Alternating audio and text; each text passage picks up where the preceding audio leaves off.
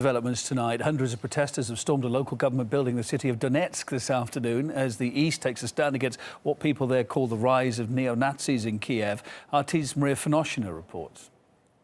In the city of Donetsk, known as the industrial capital of the region, we saw a group of protesters who claim they do not recognize the country's new authorities and they refuse to consider them as legal and legitimate power of the country, occupying the regional government building. They put the Russian flag on top of it, asking for their right for self-determination to be implemented and for a federal system to be introduced in Ukraine. This vast and strategically very important Ukrainian region was the first to follow Crimea to ask for a referendum to decide their future to be held in the region. In another city of Lugansk, we saw a similar picture. A group of protesters made their way into National Security Office, again asking for a referendum, but also asking to release protesters who were detained there by police still loyal to Kiev before.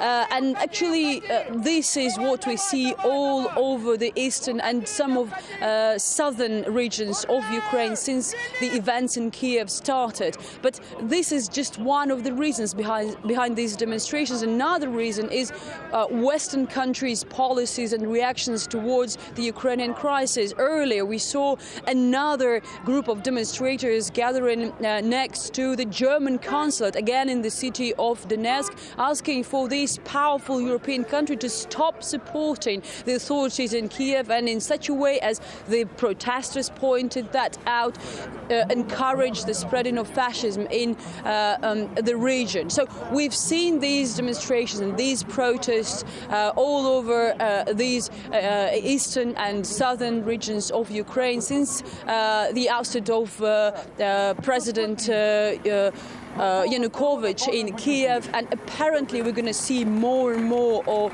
this to happen in the nearest future.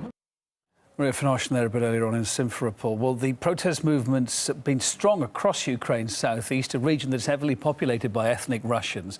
And they've been publicly gathering in their thousands, in fact, for months now. Sunday's largest rallies were in the cities of Donetsk and Kharkov, coming onto the map there now, both of which are major industrial hubs.